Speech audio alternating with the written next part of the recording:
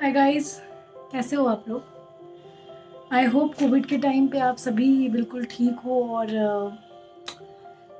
आप में से कोई भी जो भी ये वीडियो देख रहा है वो उनके घर में कोई भी कोविड सफ़र ना कर रहा हो, बट जस्ट इन केस कर रहा है तो मैं दिल से आप सभी के लिए प्रे करती हूँ कि आप अगर सफ़र कर रहे हो, किसी भी प्रॉब्लम से आप गुज़र रहे हो, तो मैं दुआ करती हूँ कि आप जल्दी से ठीक हो जाएं, आपके परिवार वाले जल्दी से ठीक हो जाएं और हम सबको हिम्मत मिले इस जंग को लड़ करके जीतने की। तो आज की मैं इस वीडियो में जो आप लोगों से शेयर करने आई हूँ वो है अभी 18 अप्रैल शाम के 6:30 बजे अभी नीतीश कुमार जी हमारे जो सीएम है बिहार के वो लाइव आए थे और उन्होंने कुछ लॉकडाउन के बेसिकली लॉकडाउन नहीं लग रहा है, मैंने कुछ टाइम पहले वीडियो डाला था।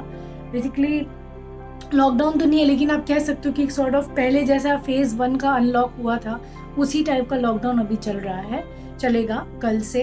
तो इसमें बहुत सारे रूल्स एंड रेगुलेशंस चेंजेस आए हैं, नए नए प्रोटोकॉल्स आए हैं, तो मुझे लगा कि आप लोगों को मेरे वीडियो के थ्रू मुझे बताना चाहिए कि क्या क्या चेंजेस आए हैं और किस टाइप के नियम होंगे जिनका हमें पालन करना है। तो इन्हीं में सबसे पहली चीज़ जो हमारे सीएम जी ने बोली वो ये थी कि सभी टीचिंग इंस्टीट्यूशन, जितने भी टीचिंग इंस्टीट्यूशंस हैं जो कि 18 अप्रैल तक के लिए बंद किए गए थे, वो टाइम और डेट बढ़ा करके अब 15 मई 2021 तक कर दिया गया है।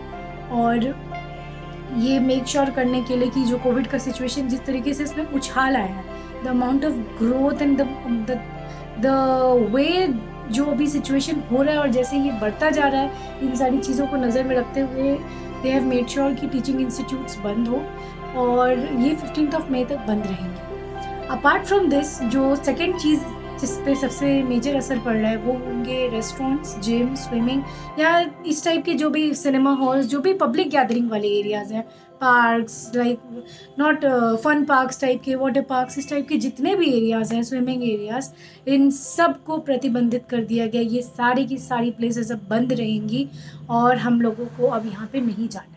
सो अगर ये चीज़ें बंद हो रही हैं तो क्या चीज़ें खुली रहेंगी?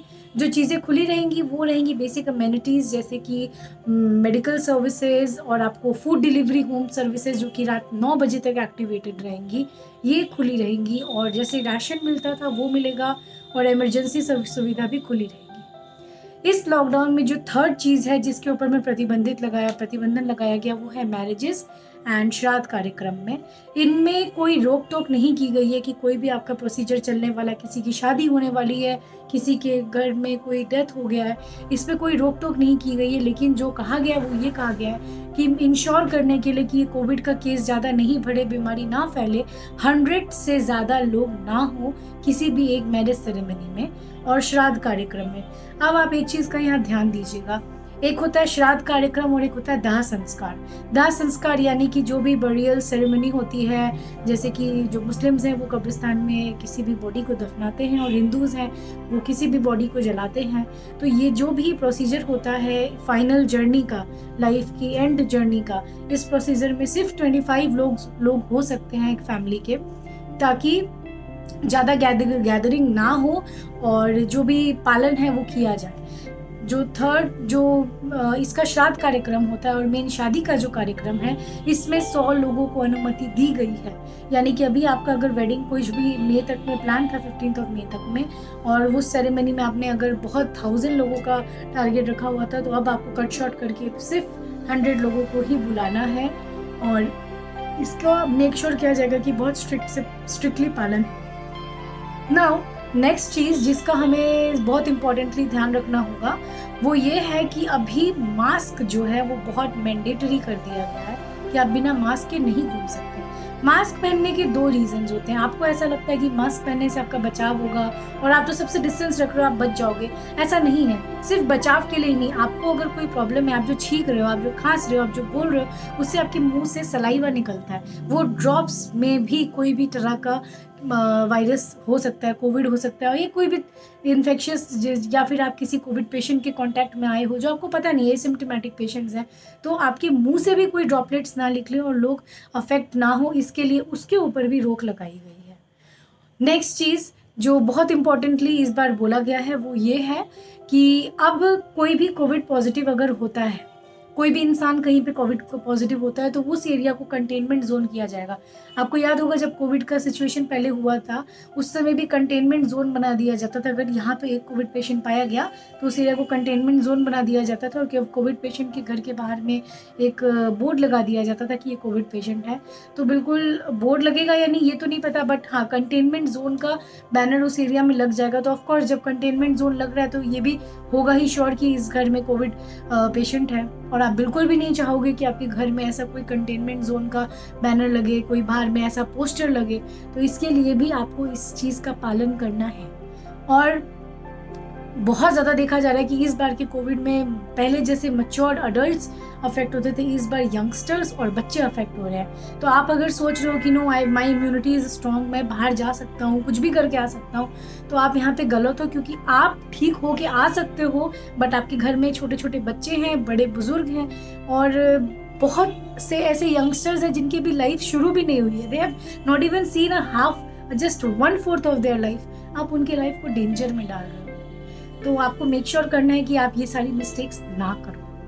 नेक्स्ट जो चीज़ का पालन आपको करना है वो है सारे सरकारी जो ऑफिसेज हैं वो 5 बजे तक बंद कर दिए जाएंगे। पहले 6 बजे बंद हो रहे थे। अभी जितने भी सरकारी और प्राइवेट फर्म्स हैं जहाँ भी जॉब के लिए आप जाते हो उन सबको 5 बजे तक बंद कर देना है। 5 बजे तक किसी भी हाल में वो सारी चीज़ें बंद हो जाएंगी। और उसके बाद में जो सेकेंड चीज़ है, जो हमारा 7 बजे कर्फ्यू लग जाता था, वो 7 बजे की जगह जो सारी चीज़ें बंद हो जाती थी, फिश शॉप, बुचर, जो भी एरियाज थे जो बंद हो जाते थे, वो अब 7 से 1 आवर डिडक्ट होकर के 6 PM तक हो गए। अब आपको 6 बजे तक जो भी राशन वगैरह का सामान लेना है 6 बजे तक ही मिलेगा। उसके बाद सारे शॉप्स बंद कर दिए जाएंगे और इसके बाद में रात के 9 बजे कर्फ्यू लग जाएगा। कर्फ्यू एज इन 9 बजे के बाद सड़क पे आपको नहीं दिखना है। यानी कि 6 से 9 बजे के बीच का जो पीरियड आपको दिया जाएगा कि आप अपना काम वाम बंद करके घर चले जाएं या कुछ रास्ते में है तो घर पहुंच जाएं। उसके बाद 9 बजे अगर आप रोड पे दिखते हो तो उसके ऊपर भी स्ट्रिक्ट रूल्स लागू होंगे। और गवर्नमेंट अभी ये भी मेक श्योर कर रही है, CM जी ने बोला कि एक चीज़ का और ध्यान दिया जा रहा है कि जैसा सिचुएशन चल रहा है, लोग एक जगह गैदर अप करते हैं, असेंबल होते हैं 3 से ज़्यादा लोग, तो 144 की भी धारा लग सकती है। ये वो होता है जहाँ पे 3 से ज़्यादा लोग अगर एक जगह में खड़े पाए गए तो आपके ऊपर में कानूनन कार्रवाई की जा सकती है कि धारा 144 के तहत आप एक जगह में गैदर अप नहीं कर सकते हैं, तो उसका भी आपको पनिशमेंट झेलना पड़ सकता है। और ये सारे स्ट्रिक्ट रूल्स क्यों लगाए गए? क्योंकि आप लोग इतना सब सुनने के बाद भी सुधरोगे नहीं, लाइन में नहीं आओगे। इतनी सारी सीरियस चीज़ें हो जाने के बाद भी आप लाइन में आओगे नहीं, फिर भी आपको कोविड पॉजिटिव होना है, कोविड पॉजिटिव होने के बाद रोना है। तो गाइज एक चीज़ सुन लो, हॉस्पिटल्स की बहुत कमी है, ऑक्सीजन नहीं मिल रहा है, बहुत से प्रॉब्लम्स है, सरकार भी परेशान है। जितना हॉस्पिटल्स नहीं है उसके 9-10 टाइम्स ज़्यादा पेशेंट्स हैं। तो आपकी लाइफ आपके हाथों में है, तो आपको मेक श्योर करना है कि आप कितना केयर करते हो। आई नो घर में बैठ के बहुत सफोकेशन होता है, ये होता है, वो होता है, सबको होता है। लेकिन मैं एक कोविड रिकवर्ड पेशेंट हूँ और मुझे पता है कि what kind of hell I had to go through when I was covid positive. I survived, but there are many people who have not survived this covid. आपको अपना केयर करना ही पड़ेगा किसी भी में। आप इग्नोरेंट नहीं बन सकते इस टाइम पे। आप समझ पा रहे हो? नेक्स्ट चीज़ जो है वो ये है कि इस बार वीकेंड लॉकडाउन का डिस्कशन भी किया जा रहा है कि सैटरडे संडे को भी लॉकडाउन लगे या नहीं। उसके लिए अभी गवर्नमेंट डिस्कस कर रही है। अगर वो फाइनलाइज कर लेती है तो उसके बाद में शायद सैटरडे संडे या वीकेंड लॉकडाउन भी आपका लगेगा, बट उसके ऊपर अभी भी बात की जा रही है। उसके बारे में भी जो अनाउंसमेंट है वो CM अपने नेक्स्ट लाइव कॉन्फ्रेंस में बताएंगे। इन सब के बाद में और जो नेक्स्ट चीज़ है जो इस बार अफेक्ट हो रही है इस कोविड में, जो अभी जो नियम नए लॉज आए हैं उसमें ये है कि जितने भी लोग हैं गांव वगैरह के एरिया में जो पंचायती राज डिपार्टमेंट में आते हैं, उन लोगों को बहुत मास्क पिछली बार जितना दिया गया था उससे ज़्यादा मास्क बंटवाने का सुविधा इस बार गवर्नमेंट कोशिश करेगी। और जो भी कोविड पॉजिटिव है उन सब का डे टू डे मॉनिटरिंग होगा। पहले मॉनिटरिंग फ़ोन के थ्रू या जैसे भी होता था, आई डोंट रिमेंबर, मेरे टाइम पे तो डेली हर 4 घंटे में मॉनिटरिंग होती थी, बट अभी का नहीं पता। लेकिन गवर्नमेंट ने ये पुष्टि करी है बात की कि इस बार जो फिर से अभी कोविड पॉजिटिव लोग हैं उनकी डे टू डे मॉनिटरिंग होगी, रोज़ उनको फ़ोन करके या जिस भी तरीके से उनका केयर किया जा सकता है या उनका मॉनिटरिंग की जा सकती है, उस तरीके से उनकी हेल्थ की मॉनिटरिंग की गई होगी।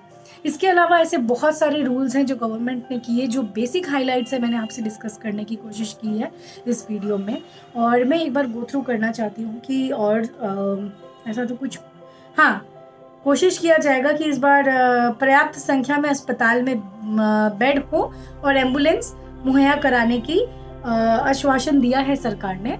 लेकिन चीज़ ये है गाइस कि आप घर में बैठोगे नहीं, आप सुधरोगे नहीं, तो कितने भी बेड्स बढ़ जाएं, कितना भी बेड्स इकट्ठा कर लिया जाए, still the population of us is more than the amount of beds present in the hospital and the amounts of building we have as a hospital.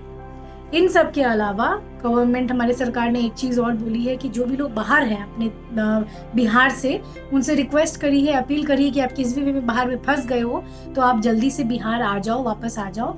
आपके जो भी आपका वर्क है, आपका काम, जो रोजगार है, रोजगार की भी व्यवस्था कर रही है सरकार। तो उन्होंने अपील किया है, रिक्वेस्ट किया है कि आप जल्दी से जल्दी वापस लौट आओ अपने देश में, अपने शहर में, अपने घरों में, ताकि सरकार आपको हेल्प कर सके। और अगर आपको मेडिकल और किसी भी तरीके का प्रॉब्लम हो रहा है तो गवर्नमेंट को ये चीज़ पता हो और वो आपकी हेल्प कर सके। तो ये सारी चीज़ों के प्रोमिसेस अभी गवर्नमेंट ने की है। बाकी इन चीज़ों के ऊपर में कितना सरकार अमल कर पाता है ये आगे देखा जाएगा। बट फिलहाल के लिए इतना ही अपडेट है कि ये सारी चीज़ों का रिक्वेस्ट और at the same time promise किया है गवर्नमेंट ने।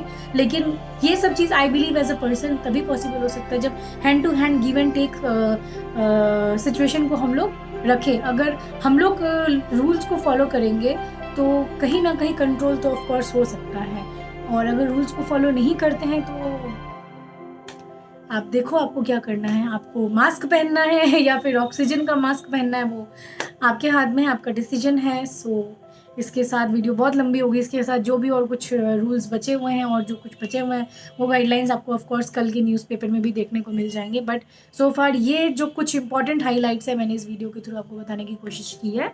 आई होप मेरा मैसेज आपको डिलीवर हो सका होगा। और अगर आपको ये वीडियो पसंद आया होगा, किसी वे में इन्फॉर्मेटिव लगा होगा, तो प्लीज़ लाइक करिए, अपने फैमिली मेम्बर्स के साथ शेयर कीजिए। आपको लगता है कि ये शेयर करना चाहिए लोगों के साथ, फॉर द अवेयरनेस आप शेयर कीजिए। बहुत ज़रूरी है, बहुत इंपॉर्टेंट है ये प्रोटोकॉल्स को फॉलो करना, हमारी सेफ्टी के लिए। इससे सरकार का कोई फ़ायदा नहीं, हमारा फ़ायदा है। तो किसी का भी मत सोचो, अपना फ़ायदा सोचो और अपना ध्यान दो। और ये टाइम बहुत डिफ़िकल्ट है, I know, financially, physically, mentally, but let us all fight together and let us all be together, be for each others. And आसपास में जितने भी नीडी लगे उनको हेल्प कीजिए और सपोर्ट कीजिए। और वीडियो पसंद आई तो लाइक, शेयर, कमेंट ज़रूर बताइए आपकी राय गवर्नमेंट के जो डिसीजन है उसके ऊपर में और मेरी वीडियो पे। एंड मैं आपसे मिलती हूँ नेक्स्ट वीडियो में, नेक्स्ट व्लॉग में। Till then take care, safe रहिए, घर पे रहिए, मस्ती कीजिए घर वालों के साथ। दूसरा साल भी आपको मौका दे रहा है। Stay safe, god bless you, bye, नमस्ते।